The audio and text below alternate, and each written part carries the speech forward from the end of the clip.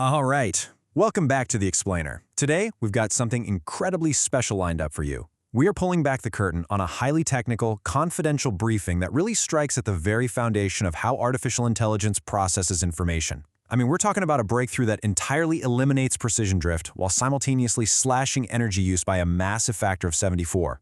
So we're going to carefully unpack the hard empirical data from some recent groundbreaking research to show exactly why a new architecture, known as LENS, is shaping up to be the undisputed successor to legacy floating-point LLM frameworks. If you're at all fascinated by pushing the absolute physical and mathematical limits of compute, well, you are definitely in the right place. Let's get into it.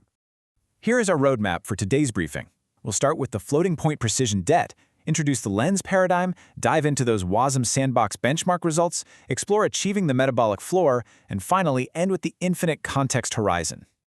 Okay, let's dive right into part one, the floating-point precision debt.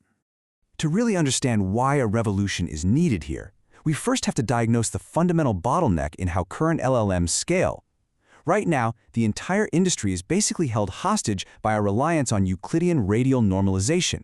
That's a mathematical standard where the radius of a circle is fixed to 1. Applying this ancient geometric rule to modern discrete computing hardware creates a massive compounding problem that researchers call the trig wall. You see, standard frameworks like Google's TurboQuant map data to polar coordinates and calculate relationships using trigonometric functions, specifically sine and cosine. But here's the catch. Our hardware uses discrete registers, exact, distinct steps. Sine and cosine? They're continuous arcs. Forcing digital hardware to approximate these continuous arcs it's basically like trying to build a perfectly smooth wheel using only square Lego bricks.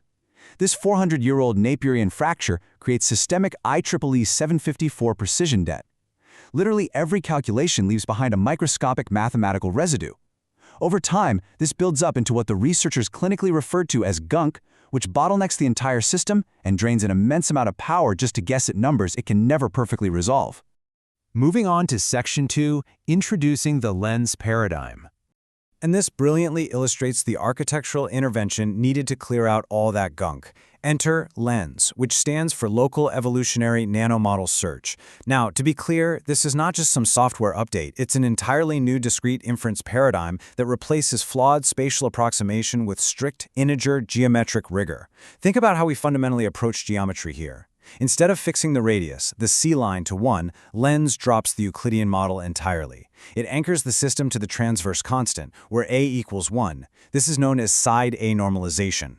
By squaring up the geometry into a discrete rational lattice, we literally don't need trigonometric functions anymore. We bypass the trig wall entirely, establishing a rock-solid, bit-perfect metabolic ground for the hardware to operate on. When you compare the concepts behind the two frameworks, the difference is honestly night and day. The LARQUAL/ALLOQUAL TurboQuant baseline is essentially a liquid simulation. It uses floating-point math, relies on probabilistic estimates, and requires really heavy transcendental lookups. LENS, on the other hand, functions as a geometric compiler. It's solid. It replaces those floating-point kernels with rational arithmetic and vanishing point probabilities. It operates using deterministic bit shifts and what are called rational identity shards. So instead of just guessing at the math, it perfectly realizes the signal. Let's move to Section 3 and see how this builds into the actual WASM sandbox benchmark results. Now, theories are great, but in this field, we absolutely need empirical proof. To validate this solid mathematical foundation, the researchers dropped LENS into a highly controlled WASM time version 44.0.1 sandbox for a head-to-head benchmarking climax. We're talking about a rigorous 1,000-step simulation directly against the TurboQuant baseline. The results? Well, the TurboQuant baseline, utilizing those transcendental floats, accumulated a precision drift of 1.0075 over those 1,000 steps. Remember that gunk we talked about earlier? Yep. There it is, measured in real time. But the LENS compiler, utilizing discrete bit shifts, recorded a precision drift of exactly 0.0000. Now, what's really interesting about this absolute absence of drift is that it's essentially the holy grail for long context inference. In legacy systems, as your context window scales into the millions of tokens, that tiny fractional drift compounds and compounds until the model fundamentally hallucinates or totally loses track of its logical orientation. A zero-precision drift unequivocally proves the mathematical superiority of the rational lattice. It means the model is going to maintain bit-perfect identity in memory, no matter how incredibly far the computation scales. But hey, it doesn't stop at precision. We also have to look at raw speed. By transitioning from floating-point approximations to native bit shifts, Lens achieved a 5x latency reduction in the sandbox. To put that into perspective, the TurboQuant baseline required roughly 1.5 microseconds per cycle. Lens slashed that down to just 0.3 microseconds per cycle. So it's not just more accurate, it is staggeringly faster. And that incredible speed comes from a massive efficiency gain, an 82% reduction in instructional load.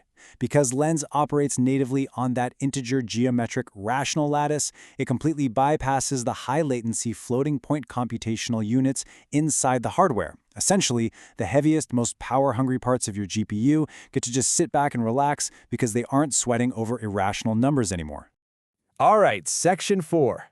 Achieving the metabolic floor. This massive drop in instructional load leads us directly into the thermodynamic implications of these performance gains. The researchers actually coined a term for this ultimate state of efficiency, the metabolic floor. Because Lens transitions away from those complex, multi-cycle floating-point pipelines and instead uses single-cycle reciprocal bit shifts, it establishes deterministic, hardware-level halting gates, meaning when a calculation is done, the hardware clicks perfectly into place and just stops, requiring the absolute minimum thermodynamic energy per operation. For anyone out there paying data center power bills, this is a total paradigm shift. So the crucial point is how this translates into raw energy. Based on 28-nanometer CMOS benchmarks, a standard FP16 multiplication operation in a legacy system like TurboQuant costs a massive 3.70 picojoules of energy. But Lens's Cider reciprocal shift hits an incredible 0.05 picojoule target floor.